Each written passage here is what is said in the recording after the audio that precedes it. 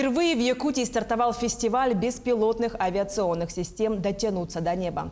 Для увлеченных беспилотными авиационными системами будут работать 3 направления – трек «Мечта», «Общество» и «Технологии». Тех, кто только начинает знакомиться с беспилотниками, ждет квест-игра, которая позволит узнать о будущем беспилотных технологий. Также все желающие смогут поучаствовать в мастер-классах и лекциях. Кроме всего прочего, побывать на выставке разнообразных дронов. На участие в мероприятиях зарегистрировалось порядка 2500 человек.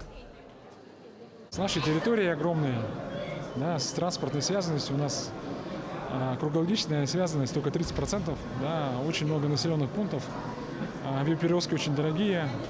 И мы верим в то, что беспилотники увеличат транспортную связанность, то есть мы сможем с помощью БПЛА доставлять грузы необходимые, медикаменты, почту, не знаю, товары народного потребления. Они дешевле, их больше. И, конечно, с помощью беспилотников, мы сейчас развиваем связь, там, волс тянем, 4G. Вторая должна, конечно, беспилотники прийти, потому что когда у меня будет хорошая связь 4G, я могу через беспилотник заказать любой сервис.